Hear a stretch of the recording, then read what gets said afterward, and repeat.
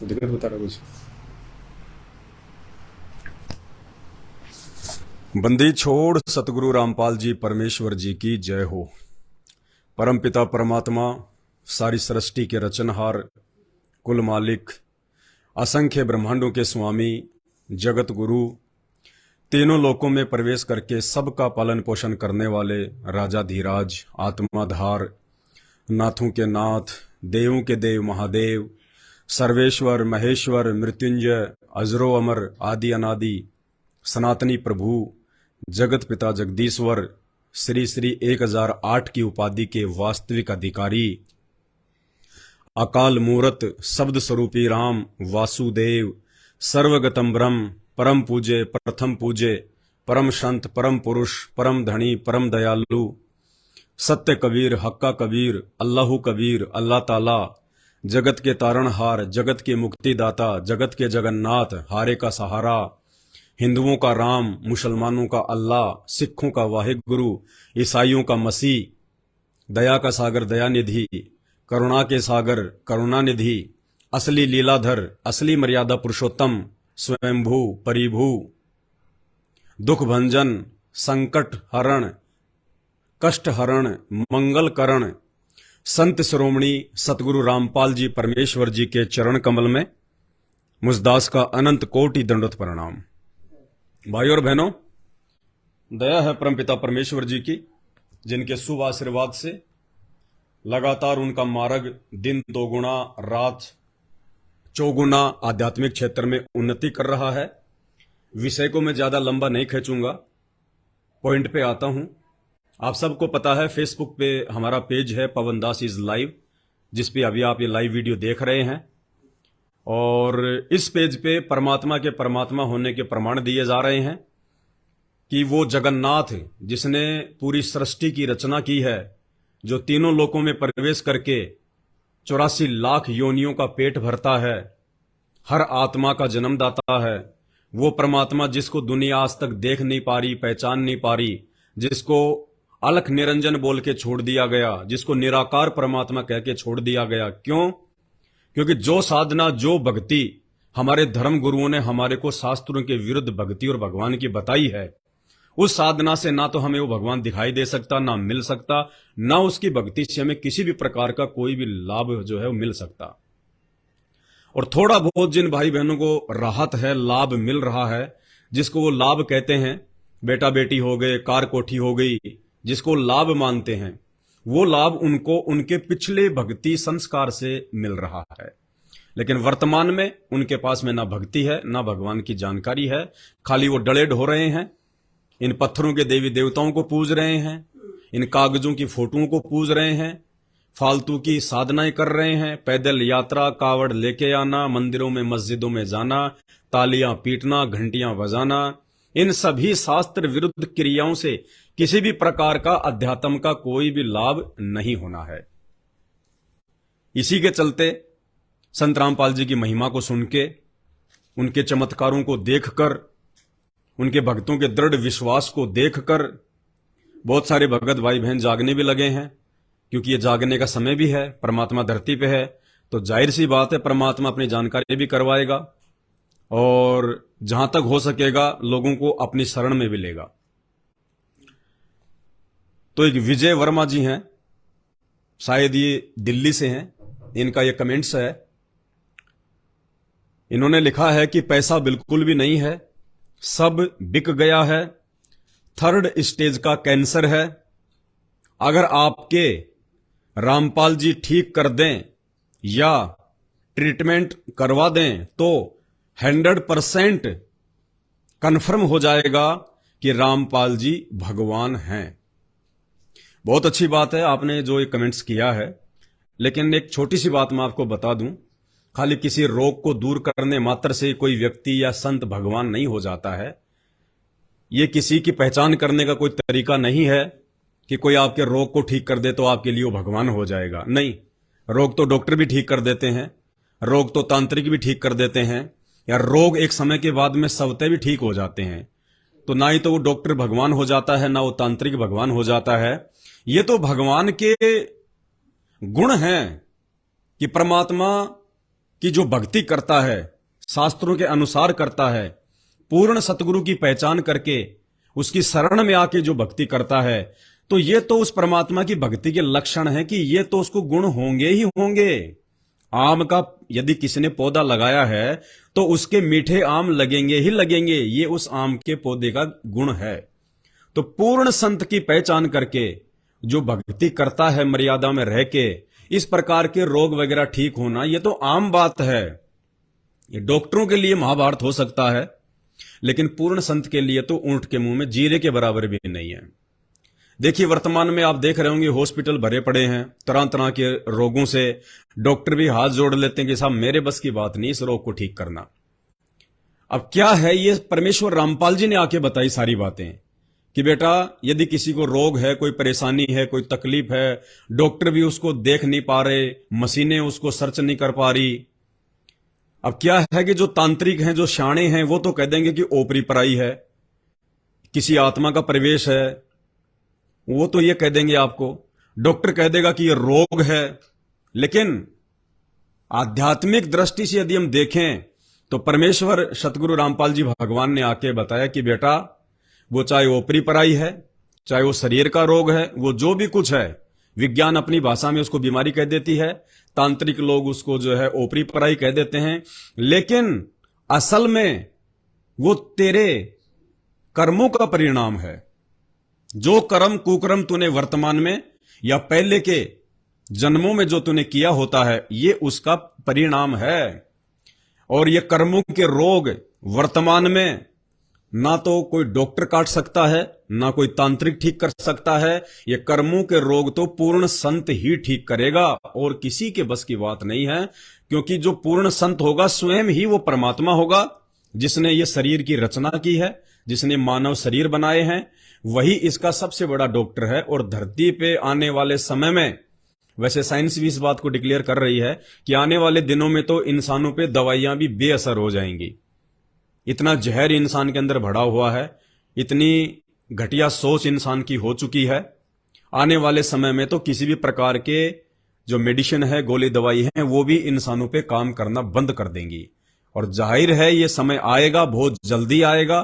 2028 से पहले पहले दुनिया भयंकर प्राकृतिक आपदाओं को झेलेगी, महामारियों को झेलेगी, सारे दरवाजे इंसान के बंद हो जाएंगे। उस समय केवल धरती पर एक ही पूर्ण संत लोगों को दिखाई देगा, जिनके भक्तों को देख देख के लोग दौड़ दौड़ के उनके चरणों में माथा टेकेंगे और अपनी जान की भीख मांगेंगे।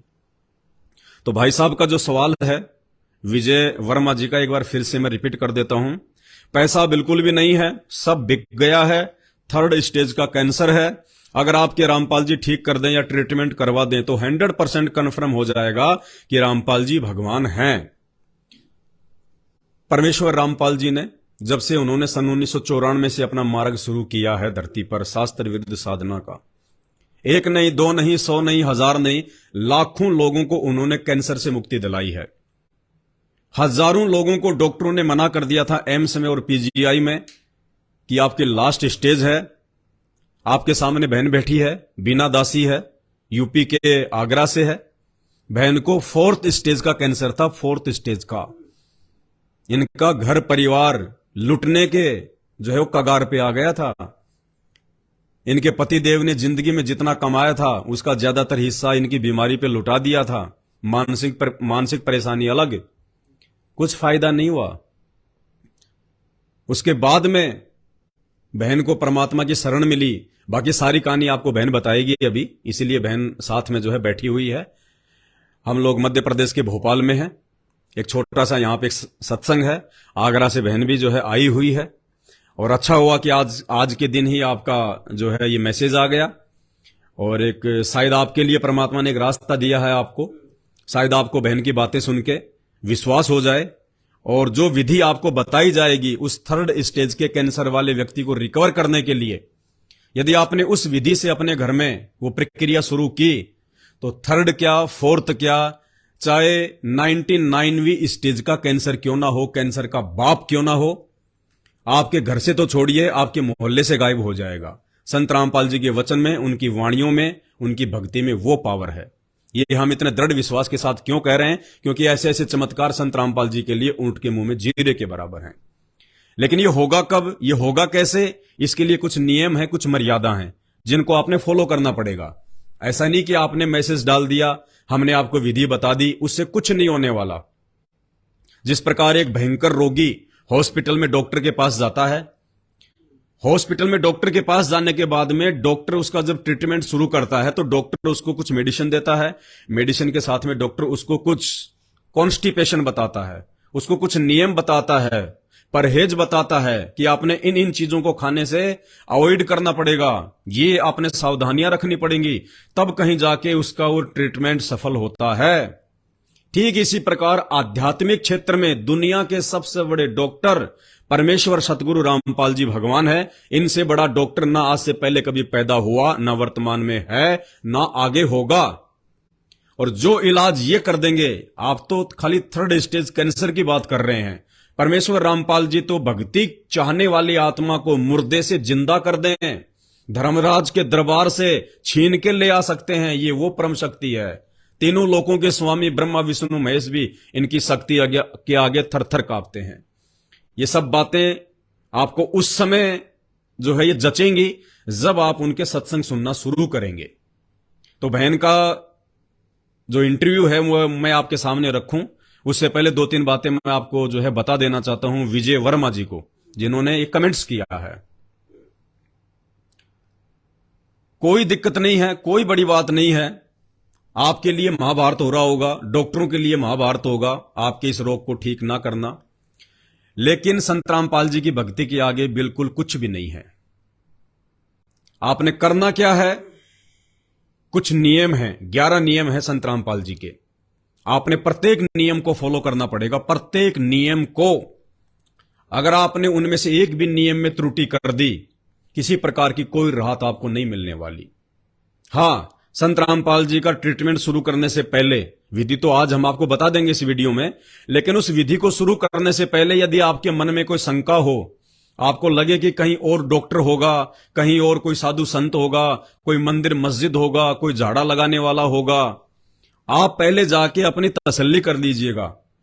क्योंकि संत रामपाल जी का वो ट्रीटमेंट लेते समय यदि आपके मन में किसी और के प्रति जरा भी आस्था रही कि शायद वहां भी ठीक हो सकता है, बीच में आके किसी रिश्तेदार ने बता दिया अरे वहां चल फाइनली ठीक हो जाएगी, तो भी आपका ये काम नहीं बनेगा। कहने का मतलब है यदि संत रामपाल जी वाला ट्रीटमेंट यदि आप अपने उस मरीज पे जिसको कैंसर है, जिस दिन आप उस पे लागू करो वो विधि, उसके बाद यदि ब्रह्मा विष्णु महेश भी धरती पे उतर के ये कहें कि हम आपका रोग ठीक कर देंगे, और यदि आपने संत रामपाल जी के ट्रीटमेंट को छोड़ के या संत रामपाल जी के ट्रीटमेंट को चालू रख के अगर उनकी भी बात आपने मान ली ब्रह्मा विष्णु महेश की, तो भी आपका रोग ठीक नहीं होना। इसलिए मेरी सबसे पहली प्रार्थना है, अपने मन के सारे संदेह पहले निकाल लेना। अगर और कोई देवी देवता बाकी हो जो आपके रोग को ठीक कर दे, और कोई मंदिर मस्जिद चर्च या गुरुद्वारा बाकी हो, कोई संत महात्मा आपकी कोई नजर में हो, कोई झाड़े जपाड़े मारने वाला, कोई जादू टोने टोटके करने वाला, यदि अभी तक कोई शेष हो और आपको लगता है कि वहां से लाभ हो सकता है, तो पहले अपनी वो कसर निकाल लेना, उसके बाद में संत रामपाल जी वाला फॉर्मूला काम करेगा, वरना बिल्कुल भी नहीं करेगा।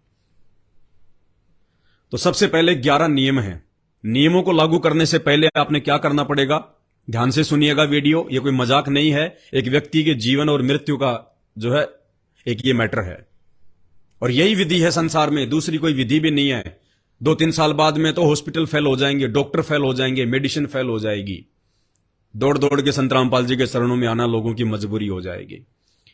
तो संत रामपाल जी के फॉर्मूले की सबसे पहले विधि क्या है वो आपको हम बता देते हैं। चूंकि संत रामपाल जी वर्तमान में शारीरिक रूप से हरियाणा की हिसार जेल में है, और उनके नाम से उनके परिवार ने केवल अपना जो है मतलब बिजनेस चला रखा है, लोगों को नाम देना, लोगों को आश्रमों में बुलाना, ये केवल उन्होंने अपना एक धार्मिक जो है धंधा शुरू कर रखा है। लेकिन हम आपको वास्तविक विधि बताएंगे जिससे आपका काम होना ही होना है। सबसे पहले आपने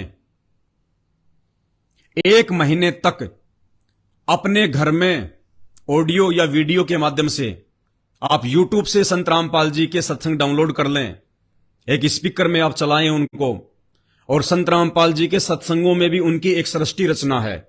जब आप YouTube पे जाके लिखेंगे सृष्टि रचना संत रामपाल जी महाराज, तो 2.5-3 घंटे के बहुत सारी वीडियो आ जाएंगे सृष्टि रचना के नाम से, पार्ट 1 पार्ट 2, लगभग 3-3.5 घंटे का टोटल सृष्टि रचना का वीडियो होगा।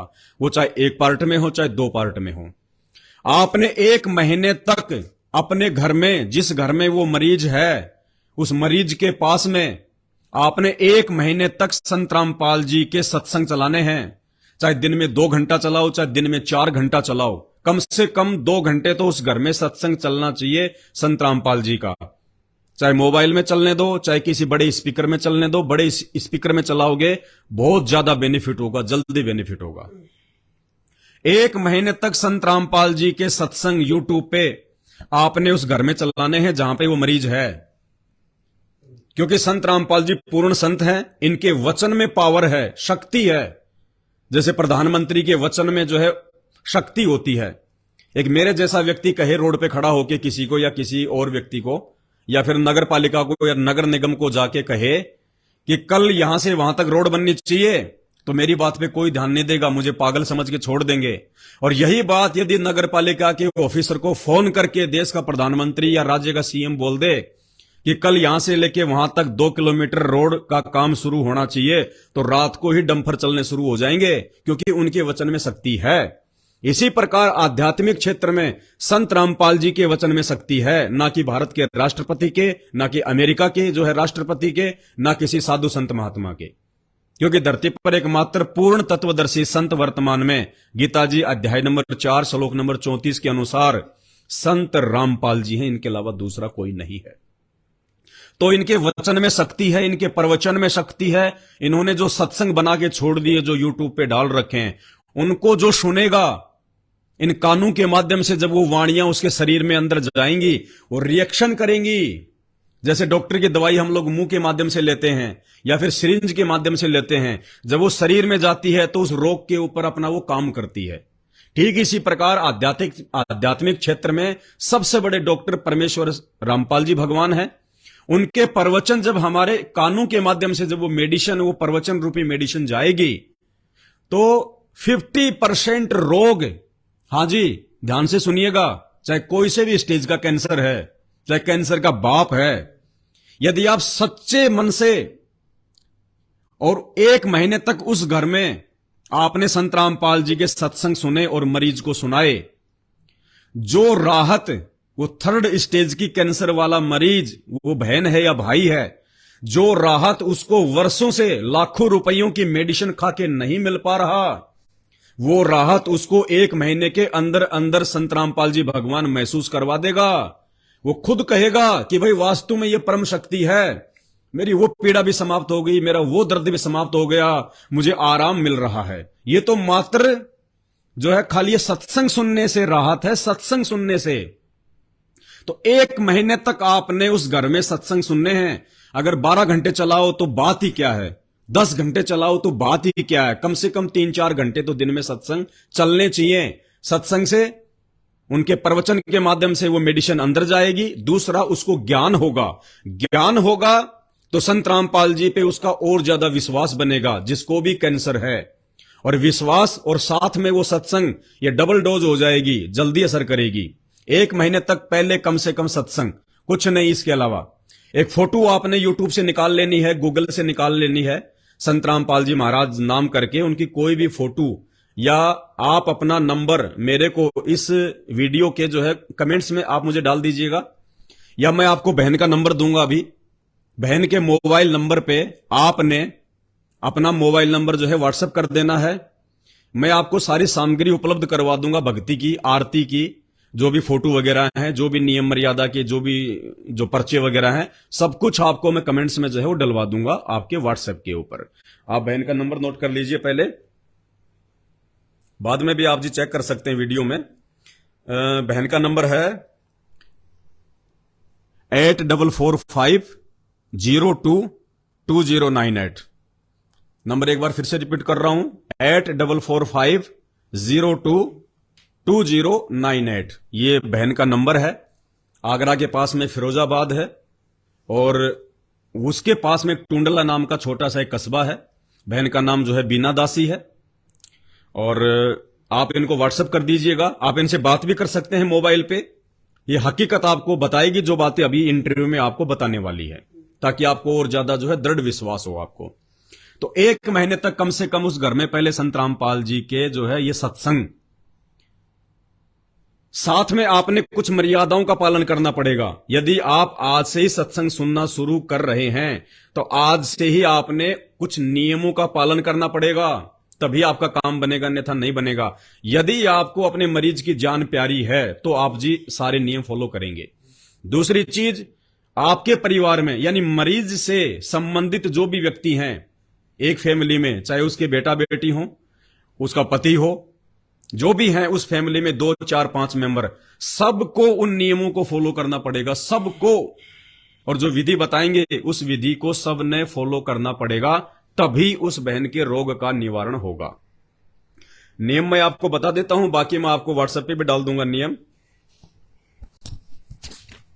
यदि आप जी सुबह से ही संत रामपाल जी के सत्संग सुनना शुरू करते हैं तो आपने क्या करना पड़ेगा, अभी व्हाट्सएप पे हम आपको जो फोटो भेजेंगे, सबसे पहले आपने फोटो जो है निकलवा लेनी है। फोटो निकलवा के आपने आपके घर में किसी एक कमरे में, अलमारी में या किसी टेबल पे आपने फोटो को शीशे में मंडवा लीजिए, या जैसे भी आपकी कोई व्यवस्था हो, फोटो को आप जी टेबल पे रखिए, कहीं भी रखिए, साफ सुथरी जगह होनी चाहिए। उस कमरे में नहीं, उस घर में किसी भी देवी देवता की कोई फोटो नहीं होनी चाहिए, किसी भी साधु संत महात्मा की कोई फोटो नहीं होनी चाहिए। आपके घर में जो मर चुके हैं, जो बुजुर्ग, जो पित्र बने हुए हैं, जो भूत बने हुए हैं, जिनके आप श्राद्ध निकाल रहे हो, किसी की कोई फोटो नहीं होनी चाहिए। केवल पूरे घर में अकेले परमेश्वर रामपाल जी की फोटो, उनके अलावा पूरे घर में किसी की फोटो नहीं होनी चाहिए। उसके अलावा आपके घर में जब से आप संत रामपाल जी की साधना शुरू करेंगे, जो आपको अभी इस वीडियो में बताई जाएगी, उसके अलावा आपने किसी भी आन देव की, किसी भी देवी देवता की, भैरू भूत मसाण, किसी की भी आपने पूजा नहीं करनी है, कुछ नहीं करना आपने, क्योंकि आपने देख लिया सबको। अगर बस की बात होती तो कब का आपका ये रोग जो है ठीक हो चुका होता। आपने देवी देवता भी खूब धोखे होंगे, आप मंदिर मस्जिदों में भी खूब गए होंगे, आपने सबको देख लिया। इसीलिए मैंने आपको शुरू में कहा था कि अगर आपकी उम्मीद अगर किसी देवी देवता से, किसी डॉक्टर से और हो, तो पहले अपना वहां इलाज करवा लेना, उसके बाद संत रामपाल जी का फॉर्मूला काम करेगा। तो मोटे मोटे नियम आपको बता रहा हूं, बाकी फिर बहन आपके संपर्क में रहेगी, बहन आपको सारी बातें बता देगी, क्योंकि बहन उस प्रोसीजर से, उस महादुख से निकल चुकी है। तो सबसे पहला, किसी भी प्रकार का नशा उस घर में नहीं होना चाहिए। किसी भी प्रकार का नशा, बीड़ी, सिगरेट, गांजा, तमाकू, लाश, बियर, कुछ भी, सूंघना वांगना, कुछ भी नशे नाम की कोई चीज नहीं होनी चाहिए। उस परिवार का कोई भी मेंबर नशा नहीं करना चाहिए। ना आपने किसी को नशीली वस्तु लाके देनी है। घर पे रिश्तेदार भी आ जाए तो बीड़ी पीने के लिए माचिस भी नहीं पकड़ानी है। ये सबसे पहला नियम है। कोई मांसाहार नहीं करना, कोई नशा नहीं करना किसी भी प्रकार का, कोई देवी देवता की पूजा पाठ नहीं करनी किसी भी प्रकार की, ना कोई मन्नत मांगनी उन देवी देवताओं से जिस दिन से आप संत रामपाल जी की प्रोसीजर को अपनाएंगे। ज्योतिष वगैरह से आपने किसी प्रकार का कोई हाथ नहीं दिखाना, कोई वास्तु शास्त्र वाले से नहीं दिखवाना कुछ भी। केवल संत रामपाल जी पे विश्वास, केवल उन्हीं पे विश्वास और किसी पे नहीं। कोई व्रत, कोई तीर्थ, कोई देवी धाम पे नहीं जाना, कुछ नहीं करना किसी प्रकार का। समझ गए होंगे, समझ रहे होंगे। केवल सबसे बड़ा देव संत रामपाल जी, सबसे बड़ा व्रत संत रामपाल जी, सबसे बड़ा तीर्थ संत रामपाल जी, सबसे बड़ा मंदिर संत रामपाल जी, कुछ नहीं। इनके अलावा आपने कोई भी प्रोसीजर अपनानी है। ये मेन नियम है, बाकी तो आपको बहन बता देगी।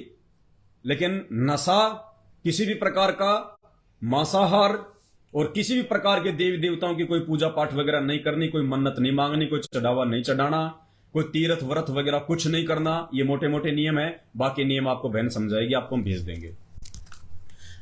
जहां भी आपने संत रामपाल जी का दरबार लगाया है अपने घर पे, वहां पे आपने देसी घी होना चाहिए, चाहे गाय का या भैंस का, चाहे वो आपको चाहे किसी गांव से मिले या जैसे मतलब कि डेयरी वगैरह बहुत हैं दिल्ली में, जैसे मदर डेयरी वगैरह है या कौन सी है दिल्ली में, जो भी 400 या 500 रुपए के आसपास जो घी आता है, जो मतलब देसी घी के नाम से जो डब्बे में आता है 1 लीटर में, आपने घी लेके आना है। किसी भी बर्तन की दुकान से आपने एक दीपक खरीदना है। कौन सा दीपक? खड़ी बत्ती वाला। जो ज्योत जो उस दरबार में संत रामपाल जी के आगे आप जलाएंगे वो खड़ी बत्ती वाली जलेगी।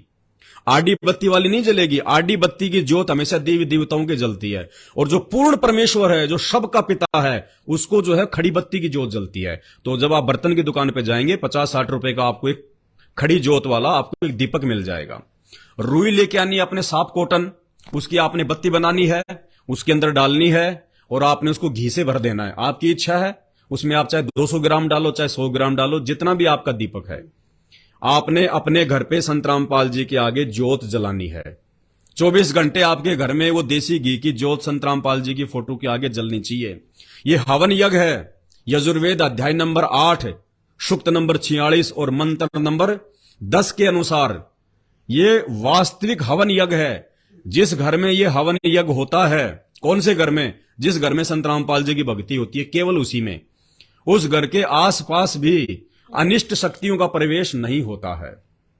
तो आपने अपना ये हवन यज्ञ करना है। दंडोत प्रणाम आपने जो है जमीन में लेट के कैसे करना है, बहन आपको बाद में आपको मोबाइल पे अच्छे से आपको जो है समझा देगी। सबसे पहले आपने ये प्रोसीजर शुरू करनी है। संत रामपाल जी की फोटो के आगे देसी घी का खड़ी बत्ती वाला दीपक। पूरे परिवार ने नशे से, मांसाहार से, किसी भी प्रकार के देवी देवताओं की भक्ति से, आन उपासना से बिल्कुल दूर होना है। विशेषकर उस व्यक्ति को, जो व्यक्ति इस रोग से पीड़ित है, जिसको कैंसर है, उसके लिए तो विशेष हिदायत है ये। और 1 महीने तक आपने संत रामपाल जी के सत्संग सुनने हैं। 1 महीने तक 3 समय की आरती है संत रामपाल जी की। मेरे हाथ में छोटी सी पुस्तक देख रहे हैं आप, ये भक्ति बोध है। इसमें सुबह की आरती है। सुबह की आरती तकरीबन जो है 40 मिनट की है। दोपहर की आरती 16 मिनट की है। शाम की आरती जो है तकरीबन वो आधे घंटे की है।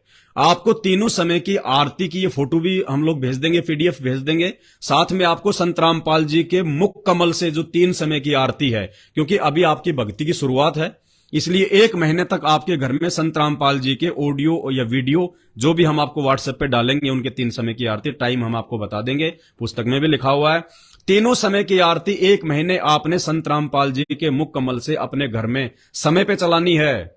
वीडियो में चलानी है या ऑडियो में चलानी है, जैसे भी है, यानी तीनों समय की आपने आरती करनी है। और वो नियम निभाने हैं। 24 घंटे आपके घर में दीपक जलना चाहिए और सत्संग जितना हो सके उतना ज्यादा से ज्यादा। यदि आपका पूरा परिवार इस प्रकार से इन नियमों में रह के, और यदि 1 महीने तक, ऐसा नहीं कि 1 महीने बाद आपका जब रोग ठीक हो जाए तो आपने संत रामपाल जी को छोड़ देना है। जिस दिन छोड़ दोगे उसी दिन रोग आपको वापस घेर लेगा। लेकिन 1 महीने में आपको इतना ज्ञान समझ में आ जाएगा, उनके जब आप सत्संग सुनेंगे, आप चाहकर भी भक्ति नहीं छोड़ेंगे। आप ये कहेंगे कि भगवान, हमें तो मालूम ही नहीं था, ये अमृत ज्ञान, परमात्मा धरती पे आए हुए हैं। भगवान, कैंसर गया भाड़ में, रोग ठीक हो ना हो, हमें तो आत्म कल्याण करवाना है। आज तो ये कैंसर ठीक हो गया, कल को आपकी भक्ति नहीं करी, अगले जन्म में तो सूअर बनेंगे। तो भगवान, हम तो ये दुख भोग लेंगे अगर ठीक ना हो रहा तो, लेकिन अब आपके इस मार्ग को नहीं छोड़ेंगे, आपकी भक्ति को नहीं छोड़ेंगे। परमात्मा, इतने दृढ़ हो जाओगे आप 1 महीने में, यदि रोजाना आपने 2 से 3 घंटे उस घर में सत्संग सुने तो संत रामपाल जी के। और ये रोग, यदि आपने इस विधि से संकल्प करके संत रामपाल जी को, जैसे आप कल आप ये दरबार लगाएंगे और पूरा का पूरा परिवार उस मरीज को लेके, वो मरीज चाहे लेटा रहे चाहे बैठा रहे, कोई दिक्कत नहीं है, संत रामपाल जी के दरबार के आगे घुटने टेक के, यदि पूरा का पूरा परिवार उनसे संकल्प करता है कि हे परमपिता परमात्मा, दुनिया कहती है कि आप भगवान हो, आप परमात्मा हो, आपके भगत दिन रात आपकी महिमा करते हैं, आपका गुणगान गाते हैं। हे परमेश्वर, यदि आप इंसान रूप में धरती पे भगवान आए हुए हो, तो परमात्मा आपके भक्तों के अनुसार आपने जो विधि बताई है, उस विधि से आज ही से हम आपका गुणगान शुरू कर रहे हैं, हम आपकी भक्ति अपने घर में शुरू कर रहे हैं। हे परमात्मा, अपने बच्चों को राहत देना मालिक। हे परमात्मा, हमारे विश्वास को बढ़ाओ, आप हमें अपनी भक्ति से जोड़ो, इस रोग से हमें मुक्ति दिलाओ। भाई और बहनों, 1 महीने में आपको रिजल्ट आ जाएगा, जो रिजल्ट आपको 5 साल में, 10 साल में, लाखों रुपया बर्बाद करके हॉस्पिटल में नहीं मिल पा रहा था। क्योंकि धरती पे पूर्ण परमात्मा प्रकट है। ब्रह्मा विष्णु महेश तो संत रामपाल जी के पैर के नाखून के बराबर भी नहीं है। ये वो परम शक्ति है। लेकिन ये परम शक्ति आपको समझ में जब आएगी, जब आप इनके सत्संग सुनेंगे और इस विधि से जब आप अपने परिवार में इस प्रक्रिया को लागू करेंगे। बाकी चीजें सारी मैं आपको व्हाट्सएप नंबर पे डलवा दूंगा, बहन आपके संपर्क में रहेगी, हर चीज बहन आपको गाइड जो है वो करती रहेगी। अब बहन का मैं आपसे बात करवाता हूं ताकि आपका विश्वास दृढ़ हो। और बहन को 4th स्टेज का कैंसर था, 4th स्टेज का।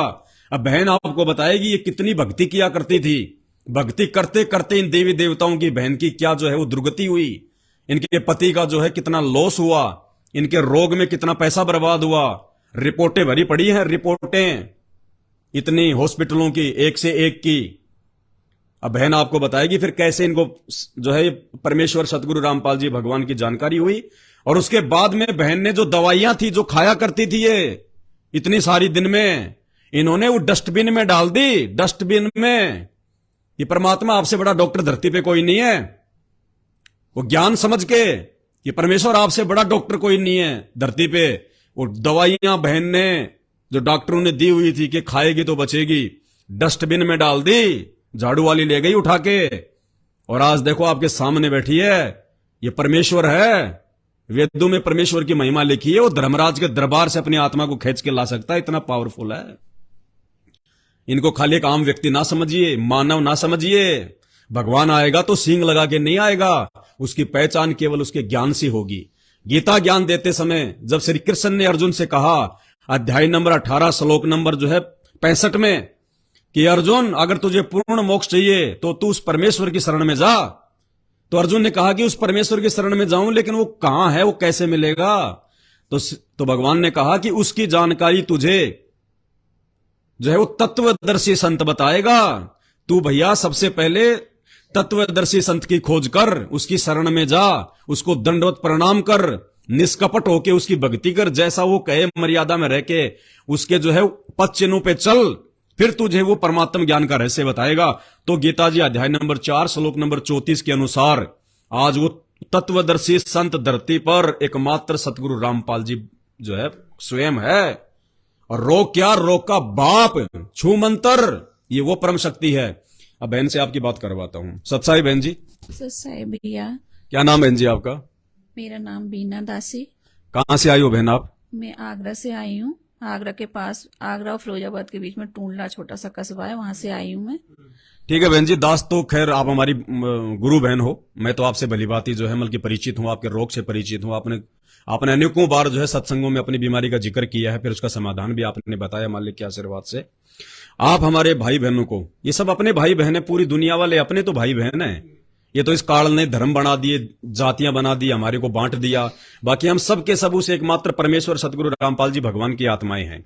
तो आप अपने भाई बहनों को थोड़ा विस्तार से बताइए, कैसे आपका जीवन था, फिर कैसे आप जी भक्ति किया करती थी, कैसे आपके ऊपर आपदा आई, कैसे आपको कैंसर हुआ, फिर कैसे आपको इसका समाधान मिला। बंदी छोड़ सदगुरु रामपाल जी भगवान की जय हो। बंदी छोड़ मेरे परम पिता परमेश्वर के चरणों में दासी का कोटि कोटि दंडवत प्रणाम। हे परमेश्वर, अपनी सभी आत्माओं को अपनी शरण में लेकर इस काल के लोग से लेके जाना मालिक। आप आए हो सबको लेने।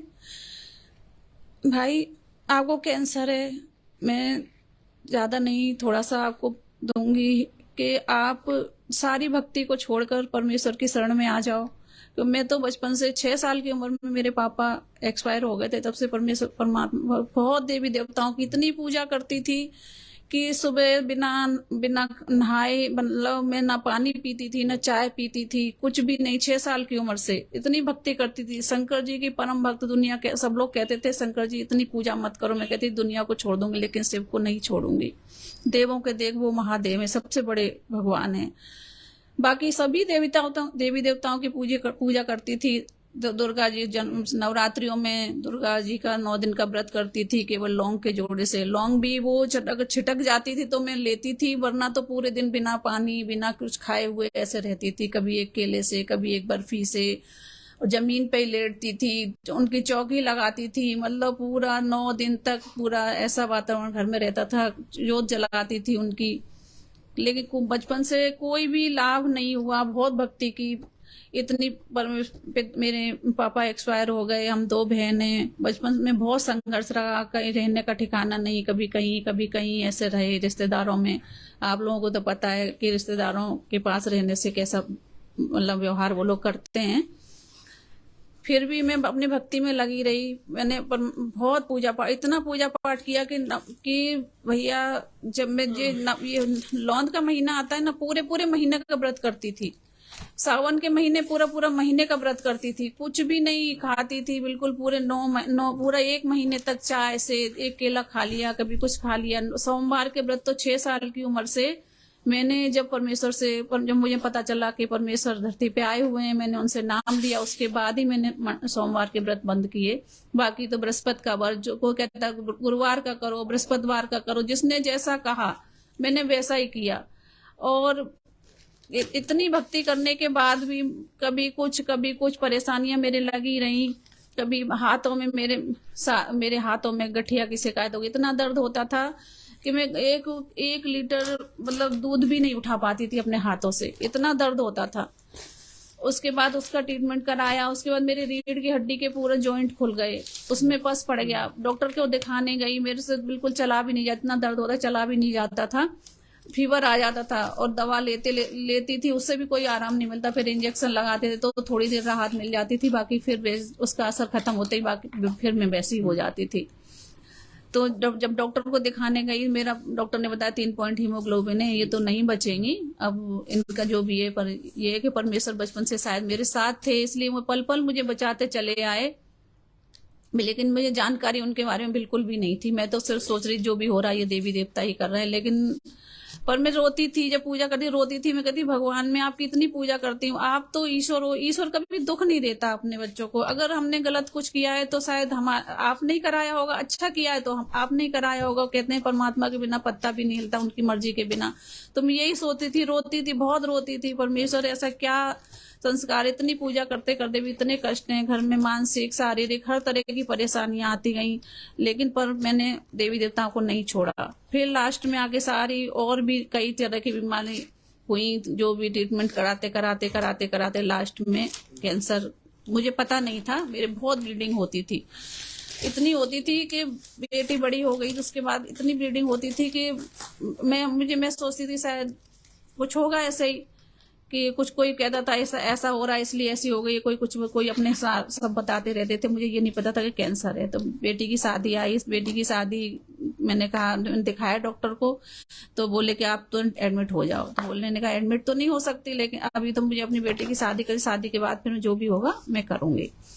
तो फिर बेटी की शादी में भी इतनी ब्लीडिंग होती थी कि नस में इंजेक्शन लगते थे, हाथ में पट्टी बंधी रहती थी। उसके बावजूद पूरी बेटी की शादी के बाद किसी एक बहन थी मेरे साथ गई, बोली ऐसा करो चंडीगढ़ दिखाने चलते हैं, आपको जो भी परेशानी होगी वहाँ अच्छा ट्रीटमेंट होता है तो वहाँ दिखा देंगे, आपको आराम मिल जाएगा। वहाँ गई मैं दिखाने, मेरे साथ घर का कोई नहीं गया, वो बहन ही गई थी।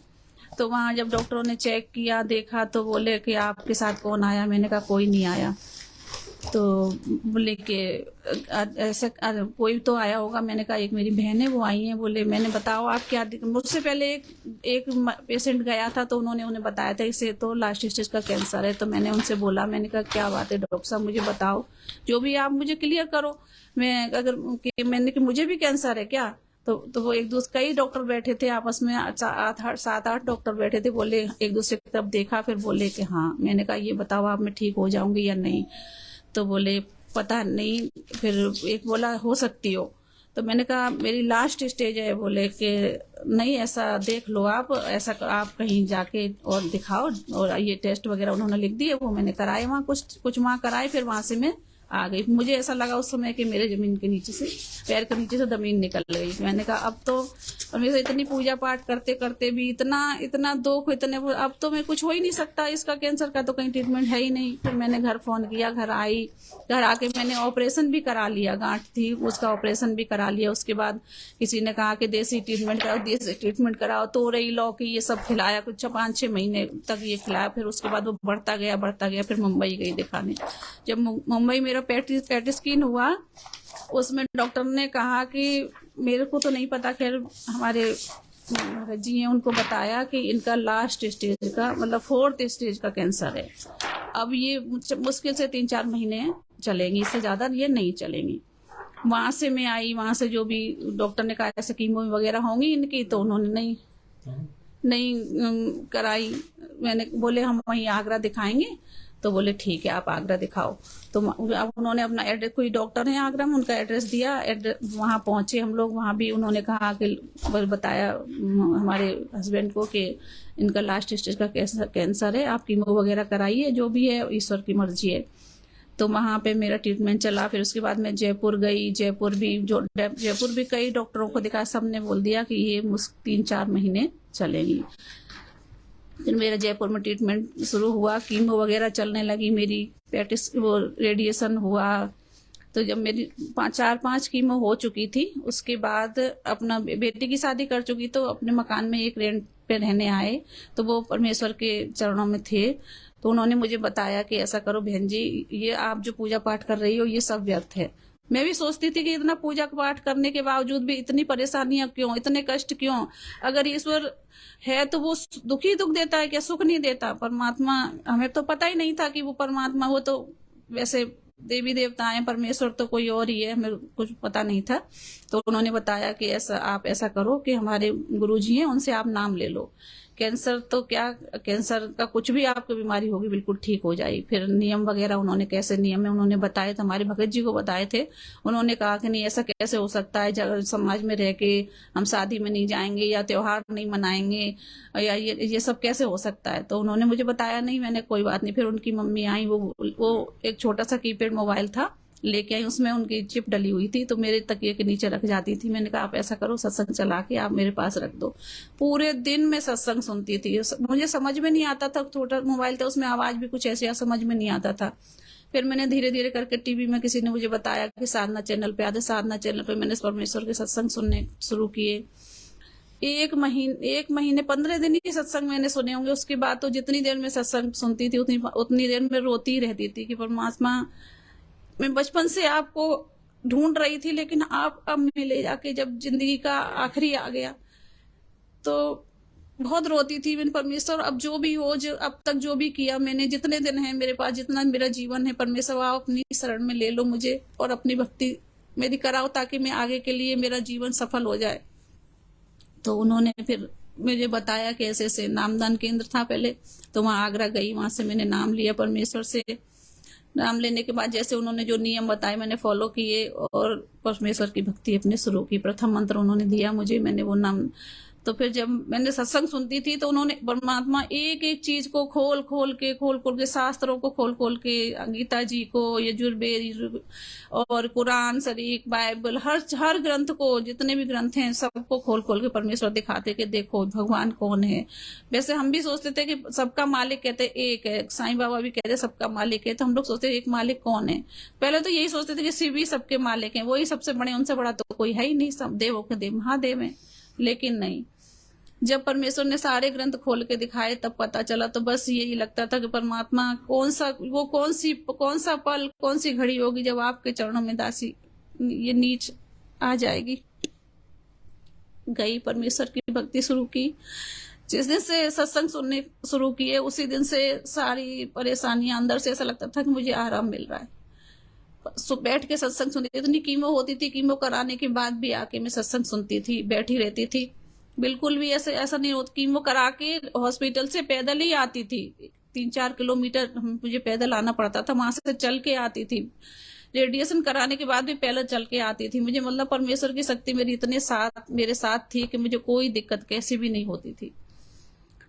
तो फिर मैं परमेश्वर की शरण में आई, उसके मंत्रों के जाप करने लगी। जाप करते करते मुझे 4 महीने हुए। 4 महीने के बाद मुझे परमेश्वर ने दूसरा नाम दिया। दूसरा नाम देने के बाद फिर 1 महीने बाद फिर मैं गई। मेरे सारे सिर के बाल, तीन बार मेरे सिर के बाल पूरे, मतलब ये सब पूरा शरीर के बाल मेरे चले गए थे। आज मेरे बाल बहुत लंबे लंबे हैं, मैं बिल्कुल ठीक भी हूँ।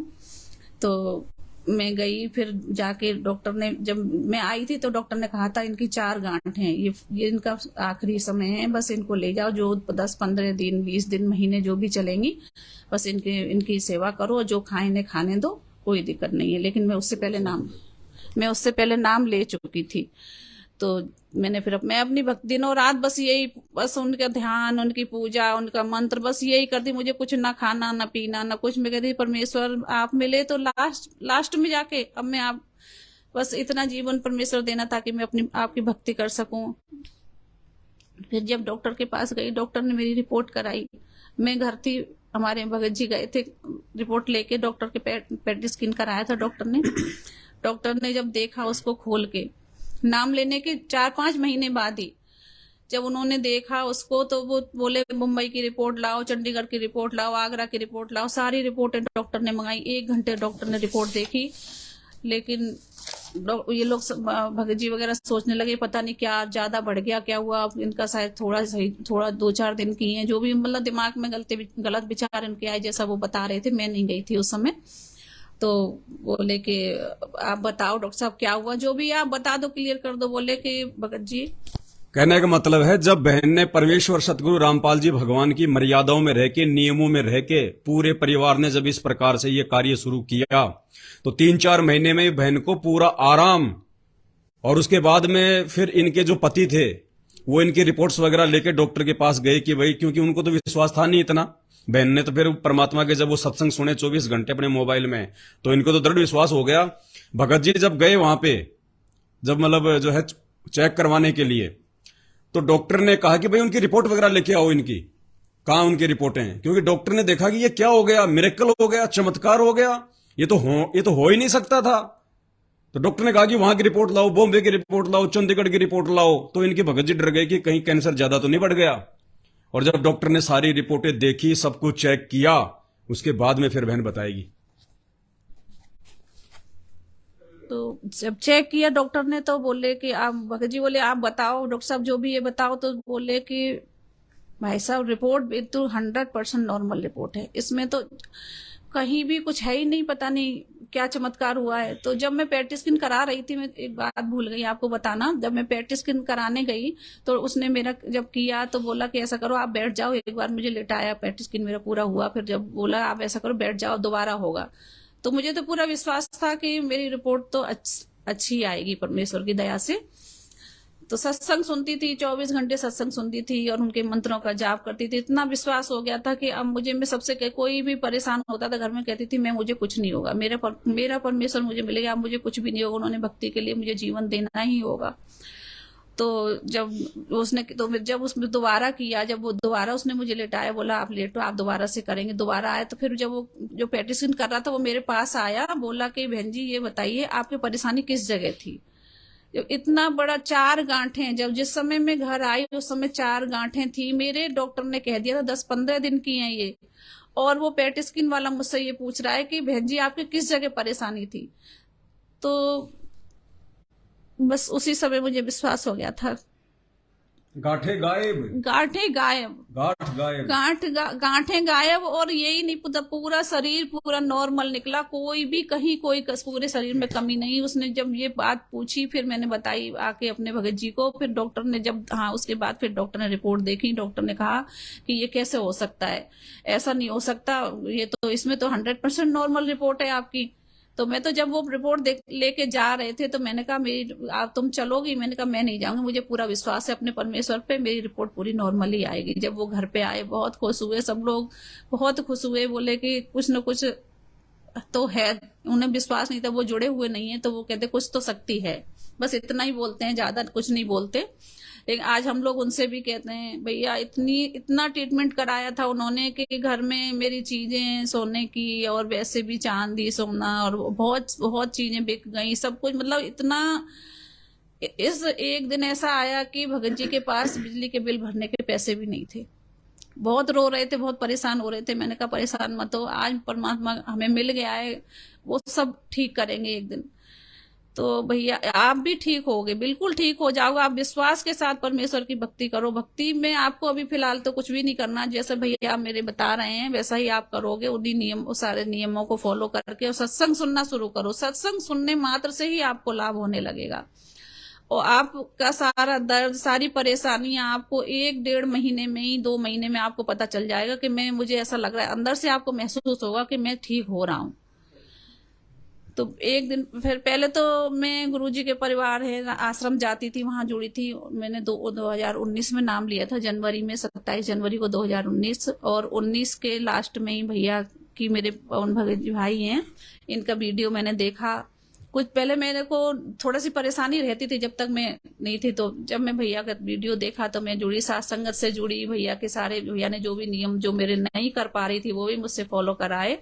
आज मैं पूरी तरह से बिल्कुल ठीक हूँ और मुझे कोई भी दिक्कत नहीं, सारा घर का काम भी कर लेती हूँ। 16 कीमो हो चुकी है, 35 रेडिएशन हो चुके हैं मेरे, लेकिन मेरे पैरों में अभी भी थोड़ी दिक्कत रहती है। फिर भी परमेश्वर मुझे बिल्कुल महसूस नहीं होने देते कि मुझे इतनी परेशानी है। मैं सारे घर का काम भी कर लेती हूँ और परमेश्वर की अपनी भक्ति कर रही हूँ।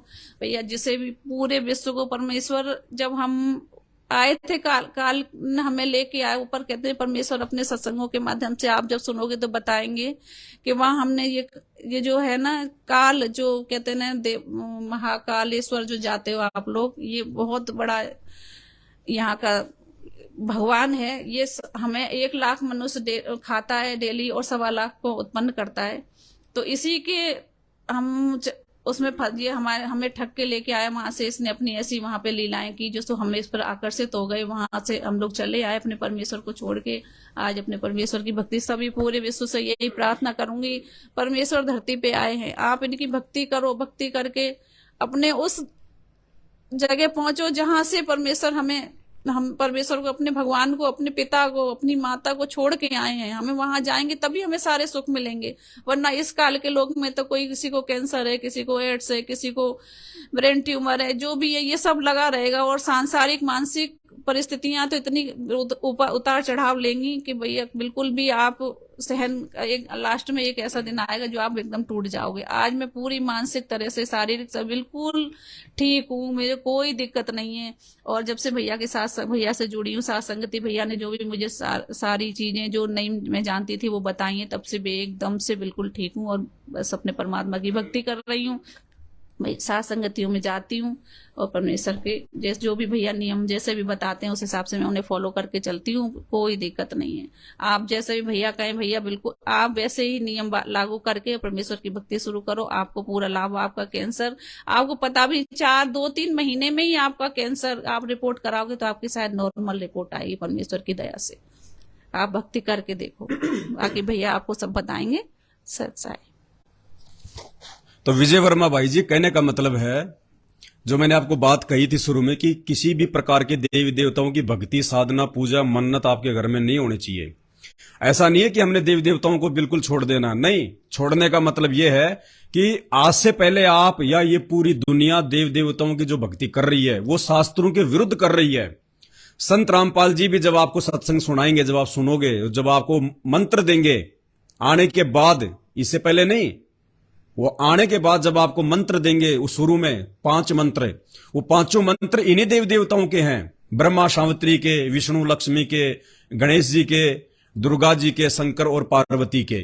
लेकिन ये उनकी वास्तविक मंत्र हैं, जो मंत्र यहां के किसी साधु संत महात्मा के पास नहीं है, जिसके चलते पूरी दुनिया समस्त देव देवताओं की भक्ति भी कर रही है, फिर भी सब मां दुखी हैं। सबके घरों में रोग, परेशानी, आपत्ति, विपत्ति, सबके घरों में। क्यों? क्योंकि किसी भी साधु संत महात्मा के पास में इन देवी देवताओं के बीज मंत्र नहीं है। वो बीज मंत्र केवल संत रामपाल जी के पास में है। खाली इनके नाम जपने से बात नहीं बनेगी। कोई तो कह देता हरे रामा हरे कृष्णा, कोई हरे हरे रामा रामा, ओम नमः भागवते वासुदेवाय, जय गणेश जय गणेश। ये तो इनके नाम हैं। जैसे हमारे गुरुदेव भगवान ने बताया कि एक भैंसा होता है, भैंसा, तुम भैंसे को कहो भैंसा भैंसा इधर आ, ओ भैंसा इधर आ, वो नहीं सुनेगा, क्योंकि भैंसा उसका नाम है। लेकिन उसका बीज मंत्र कुछ और है। उसको थोड़ा सा भी बोल दोगे ना, उर्र ही तुरंत देखेगा आपकी तरफ।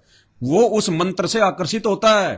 आप कुत्ते को कितना ही कहो, चाहे कुत्ता कुत्ता इधर आ, कुत्ता इधर आ, नहीं आएगा, क्योंकि कुत्ता तो खाली उसके शरीर का नाम है। लेकिन उस कुत्ते को बुलाने का बीज मंत्र क्या है? टोल टोल, थोड़ा सा बोल दो, तुरंत आपकी तरफ दौड़ के आएगा।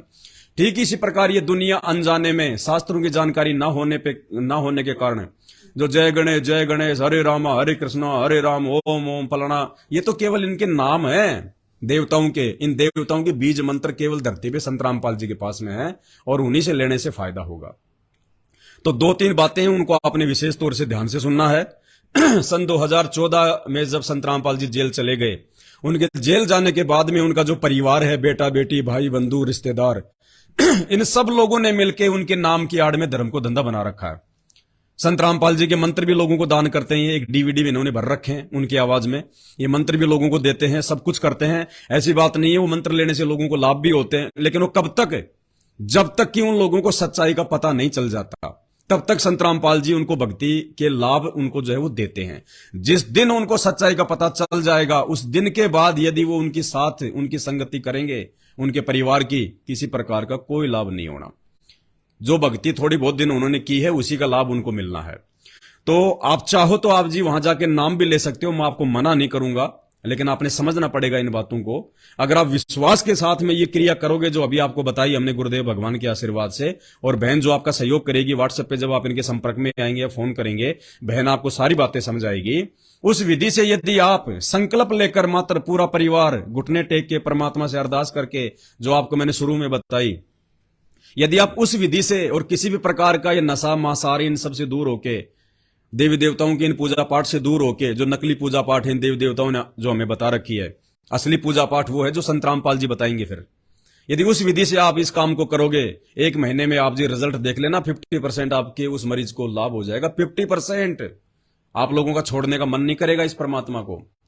और ऐसे ऐसे एक नहीं, सैकड़ों, हजारों, लाखों लोगों को ठीक किया है। जैसे बहन के 4 गांठ थी, गायब हो गई, डॉक्टर को भी नहीं दिखाई दी, चमत्कार, डॉक्टर भी परेशान, नॉर्मल रिपोर्ट। ऐसे ना जाने कितने लोगों को संत रामपाल जी ने अपने आध्यात्मिक शक्ति से, अपने आशीर्वाद से, अपने मंत्रों से ठीक किया है। एक 5 मिनट का वीडियो है, सुन लीजिए संत रामपाल जी के मुख कमल से। गांठें गायब हो गई, गांठें, जब उन्होंने संत रामपाल जी से प्रार्थना की। इन बातों को हमने बहुत गहराई से सोचना चाहिए पुण्यात्माओं। पर तुम तो ये बातें हर स्थान पर बार बार ये सुनने को नहीं मिलती है। तो मौज कर रखी परमात्मा ने कि यहाँ 15वें दिन बाग लगा दिए अपने सत्संग के, और भगवान आत्माएं रह कर आ रही है। देख कितना दयालु है ये परमात्मा, अपनी प्यारी आत्माओं को पहले तो सुख देता है, दुखों को दूर करता है, और फिर इनको रुचि बनाता है कि वो देखिए पैसा मेरा वहां बर्बाद होना था, आज भगवान के पुण्य में लग रहा है। ये समय मेरा वहां हॉस्पिटल में लगना था या किसी और वहां लगना था, और आज परमात्मा के चरणों में आ रहा हूँ। वो आने की हिम्मत भी देता है, दान करने के लिए पैसा भी देता है, और अंदर से प्रेरणा भी करता है। करे करावे साइया ये मन में लहर उठा, दादो सिरदर जीव कहो आप बगल हो जा। करे करावे साइया मन में लहर उठा, और दादो सिरदर जीव कह आप बगल हो जा। परमात्मा सामने नहीं आता कि मैं कर रहा हूं, नहीं, उधर से यहाँ बहुत से ऐसे प्रमाण आपको मिलेंगे। डॉक्टर ने कह दिया कि इसको 2 लाख रुपए लगेंगे, इसका ऑपरेशन होगा, और वहां ले जाइए पीजीआई के अंदर। पीजीआई में जाते हैं, एक बहन ने बताया कि मुझे गले में, अभी की बात है, मेरे को गले में 4 गांठें होगी, पानी भी नहीं गटका जाए, अंदर नहीं जा रहा था। और यहाँ आसपास के हॉस्पिटलों में दिखाया, उन्होंने बताया भी ये तो कैंसर है, और इसको ऑल इंडिया में ले जाओ। ऑल इंडिया में ले गए, उन्होंने चेक किया, उन्होंने कहा कि ये तो कैंसर है, ऑपरेशन का भी हमारे पास समय नहीं है, समय दे दिया ऑपरेशन करने का, उस समय आना और ये दवाई खाना तब तक। वह बहन आई हुई है यहीं पर, आज भी यहीं देखी थी मैंने उसको। अभी हफ्ते पहले उसने ये बात इस दास को आके अपनी बताई, उसने नाम ले रखा पहले से। तो वो कहने लगी मैं वापस आ गई, उम्र अभी उसकी 30-35 के आसपास है। कहने लगी सारी रात रोई है परमात्मा, अभी तो मैंने जीवन वैसे ही खो दिया, आपका नाम भी ले रखी थी, भक्ति भी करती थी, लेकिन अब तो भक्ति पूरी हुई नहीं। मैं जीवन की भीख मांगती हूँ कि मेरी भक्ति पूरी हो जाए, और किसी वस्तु की मुझे चाह नहीं रही। सारी रात रोई, सुबह उठ गए, जब मैं रो रही थी तो एक पड़ोसन, एक लड़की आ गई, अक्के बात हो गया, कहने लगी मेरा तो ऐसे ऐसे भयंकर बीमारी होगी, मरूंगी मैं, छोटे छोटे बच्चे मेरे। तो उसने ऐसे दाब दिया, वो 4 गांठ टूट के, और वो ऐसे मेरे को जैसे उल्टी गिरी, वो 4 इतनी बत्ती सी बाहर निकले। उसको हमने लिफाफे में डाला और जिस दिन ऑपरेशन कराना था उस दिन वहां ले गए उसको, उनको भी ले गए, आप भी गई। डॉक्टरों को दिखा, डॉक्टर कहने लगे ये तो इनने का तो हमने ऑपरेशन करना था, तू आप कर लाई। ये तो इन्हीं के लिए तुम्हें बुलाई थी, इनका तो रापे हो गया, आप पे कर लाई। और ऐसे कहते मुंह बागे देखा बन्यारे जख्म ने, बोले जाओ ठीक हो जाएगी, अपना इंजेक्शन दवाई दे दी, ठीक हो जाए, अब कुछ नहीं, तेरा सब ठीक है। बोलो सतगुरुदेव की जय। अब वो बहन उसकी छाती बांध के देखो वह क्या सोचती होगी, कितना वो अपना कितना समय देगी मालिक के लिए। उसका जीवन दान है, ये परमात्मा की तरफ से एक्सटेंशन है। और वेस्टे 2 पैसा जो बता दिया वो नारा, और हाहाकार माजरी थी वह नारी। वह बहन यही खड़ी होगी मेरे ख्याल में, सुनीता आई हो तो खड़ी हो एक बहन, सुनीता बहन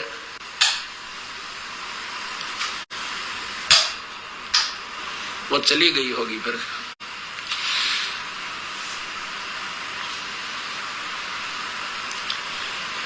तो कहने का भाव ये है पुण्यात्माओं,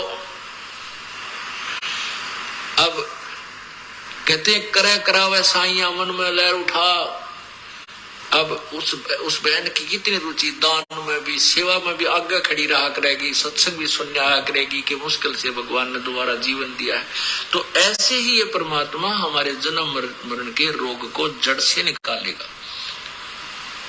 तो क्या बताते हैं, नर से तीतु पशुआ की जय गद्दा बैल बनाई। ये तो विजय वर्मा जी, अब आपने विचार करना पड़ेगा। हम कोई पागल नहीं है कि आपके फेसबुक पे 4 लाइन के कमेंट्स के लिए हम लोग ये 1 घंटे का वीडियो बनाएंगे। लेकिन अगर बनाया है तो विचार करना इन बातों पे। आपसे कहीं ज्यादा चिंता उस बहन के कैंसर की हमें है, क्योंकि हमें संत रामपाल जी ने आके बता दिया कि तुम सब मेरे बच्चे हो। जितने भी 84 लाख योनियों के प्राणी, गधा, कुत्ता, सुअर, कीट, पतंग, इंसान, ये सब उस परमपिता परमेश्वर कबीर देव जिनका वेदों में नाम है, और वो कबीर देव आज परमेश्वर रामपाल जी के रूप में धरती पे प्रकट है इंसान रूप में। तो बाप को दुख होता है जब बच्चों पे आपत्ति आती है, या फिर उनके भाई बहनों को होता है दुख जब उनको मालूम पड़ जाता है कि हमारे भाई बहन है। तो विजय वर्मा जी, आप हमारे रियल भाई बहन हो।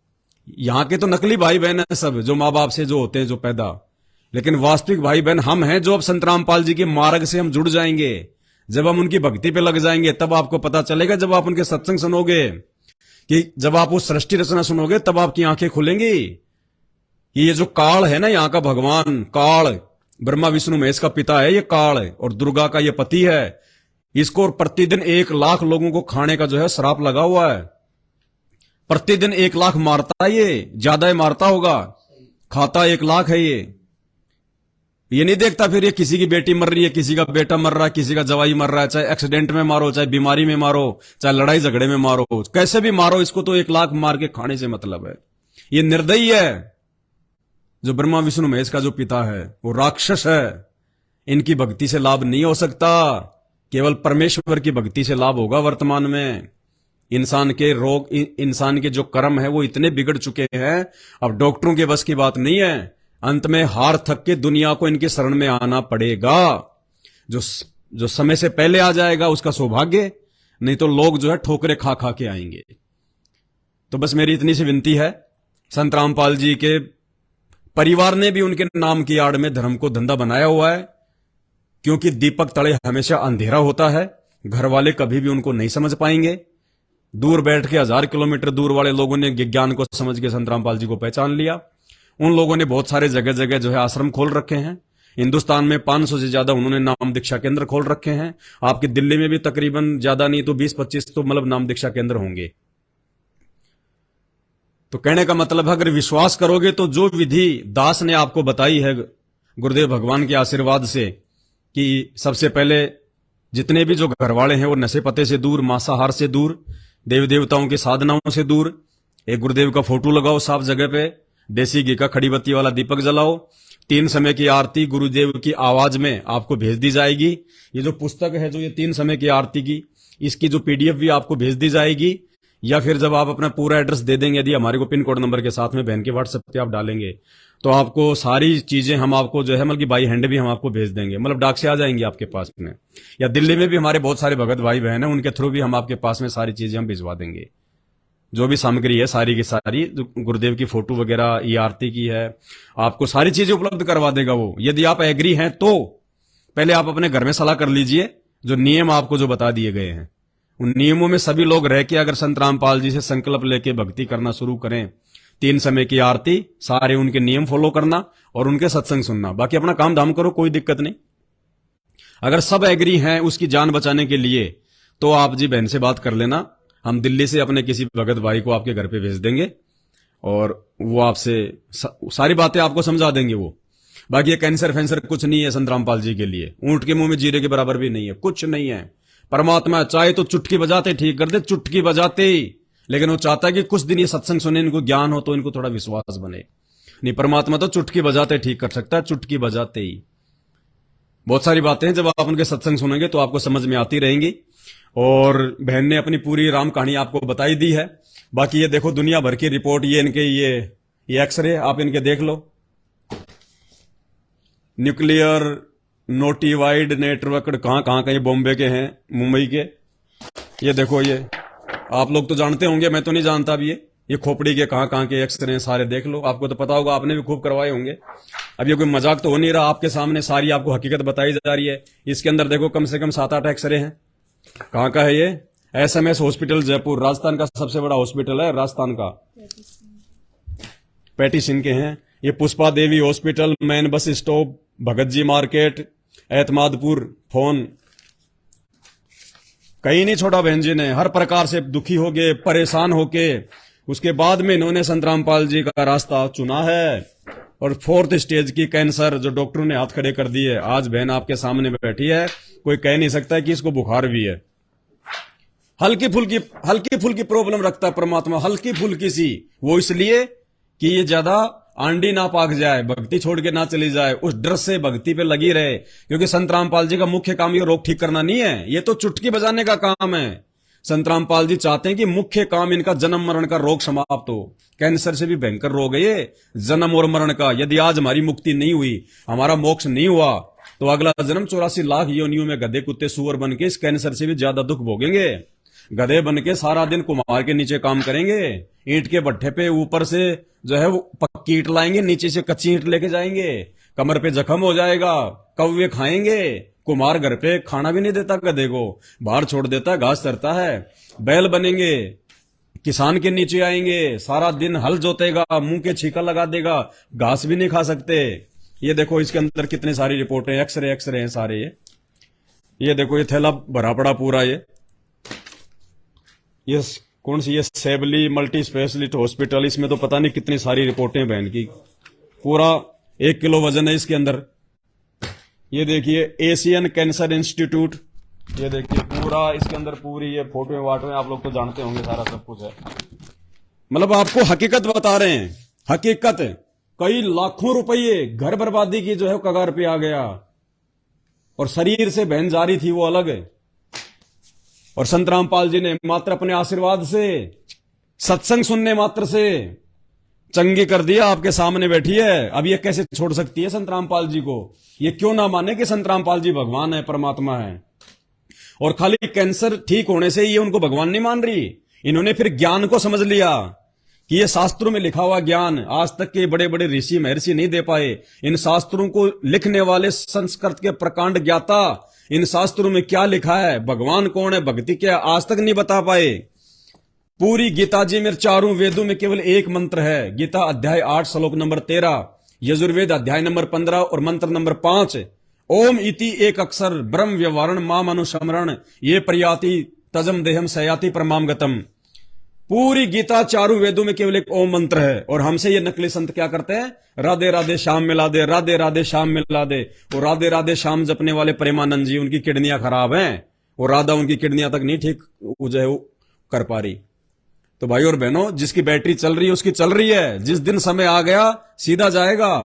चाहे प्रेमानंद जी हो चाहे रामानंद जी हो, ये काल किसी को नहीं बख्शता। ये काल केवल उसी के आगे डरता है जो संत रामपाल जी की शरण में होता है, जो उनसे नाम ले लेता है, या जो इस प्रकार से आज उनके जेल रहते सहते संकल्प करके और उनके जो है घर में उनका दरबार लगा के और ये मतलब सत्संग सुनना, ये मर्यादा निभाना और घर में उनकी जोत जलाना, फिर देखो आप खड़े खड़े लाभ देगा परमात्मा, खड़े खड़े लाभ। बाकी ये आपके लिए स्पेशली हमने वीडियो बनाया था। और भी भाई बहन अगर इस प्रकार के हों जो वीडियो देख रहे हों, तो धरती पे इस विधि के अलावा वर्तमान में जब तक संत रामपाल जी जेल से बाहर नहीं आ जाते, देखो उनके आने के बाद तो पूरी दुनिया उनके कदमों को चूमेगी, क्योंकि 2028 तक तो महातांडव मचेगा, प्राकृतिक रौद्र भयंकर, चाहे महामारी, चाहे अकाल, चाहे भीषण, कुछ भी, चाहे ये मतलब विश्व युद्ध, कुछ भी। 28 उसके बाद तो दुनिया ने संत रामपाल जी के कदमों में आना ही आना है। उसके बाद तो दुनिया को कोई दिखाई नहीं देगा अपनी जान रक्षा के लिए। लेकिन जब तक वो जेल में है तब तक जो विधि हमने आपको बताई है, इस प्रकार से यदि आप करोगे सच्ची लगन से, फॉर्मेलिटी के लिए नहीं, फिर चाहे कितने दीपक जला लेना, कितना चाहे तुम घी जला लेना, कुछ फायदा नहीं होगा।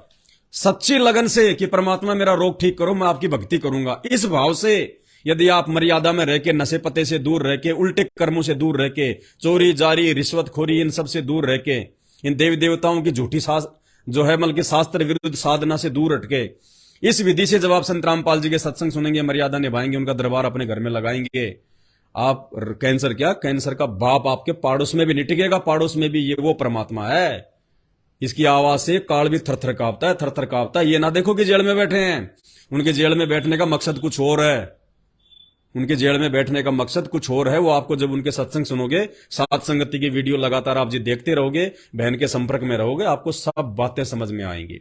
बाकी उनके परिवार ने अपना धंधा खोल रखा है, बहुत सारे आश्रम खोल रखे हैं, नाम दीक्षा भी वो दिलवाते हैं, आपकी मौज है। हमने आपको रास्ता बता दिया, आप चाहो तो उधर से नाम लेके अपनी भक्ति शुरू कर दो, लेकिन उधर से नाम लेके भक्ति शुरू करोगे, लाभ तो होने शुरू हो जाएंगे, लेकिन जिस दिन आपकी मर्यादा टूट जाएगी, और मर्यादा सबसे पहले वही तोड़वाते हैं खुद ही, राजनीतियां करके, रक्तदान करवा के, देह दान करवा के। अरे भगवान, अभी आपने इंटरव्यू सुना, भगवान तो यूं गले की गांठ ठीक कर रहा है, कैंसर ठीक कर रहा है, रोग ठीक कर रहा है, और ये भक्तों से देह दान करवाते हैं, रक्तदान करवाते हैं। अरे दुनिया को भगवान से जोड़ो ना, तुम क्यों अपना खून दे रहे हो? बहुत सारी बातें हैं। कहने का मतलब है उधर से नाम दीक्षा लेके भी आपको लाभ अवश्य देगा परमात्मा, क्योंकि ये दयालु भगवान है। लेकिन जिस दिन आपकी मर्यादा टूट गई उनके संपर्क में रहने के चलते, और यदि आप उनके संपर्क में रहेंगे तो डेफिनेटली मर्यादा टूटेगी टूटेगी।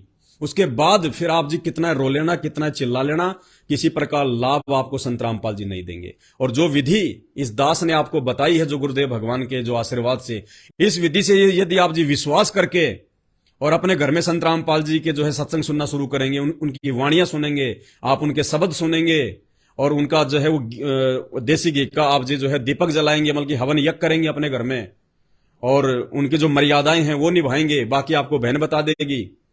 आप देखना फिर परमात्मा कैसे आपके ऊपर मेहर बरसते हैं। और 1 महीने बाद आप जी अपनी सारी रिपोर्ट लेके उन्हीं डॉक्टर के पास चले जाना, और डॉक्टर ही आपको कह देगा कि आपने कहां इलाज कराया भाई साहब, उस हॉस्पिटल का नाम तो बता दो, क्योंकि ये दुनिया का सबसे बड़ा वैद्य है। दास गरीब तबीब सतगुरु बंदी छोड़ दयाल है। तो आज के वीडियो में केवल इतना ही, बाकी तो आपके अपने संस्कार काम करेंगे, आपकी अपनी पिछली भक्ति काम करेगी। आप इन चीजों को समझ पाएंगे नहीं समझ पाएंगे, संत रामपाल जी की भक्ति को आप इस प्रकार से घर में शुरू करेंगे या नहीं करेंगे, ये अब आपके और संत रामपाल जी के बीच का मैटर है, आपके संस्कारों के बीच का मैटर है। हमारी जानकारी केवल इतनी है कि हम आपको उनके चरणों की जानकारी दे दें, बाकी अब आपके ऊपर है आप क्या करेंगे क्या नहीं करेंगे। बंदी छोड़ सतगुरु रामपाल जी भगवान की जय हो।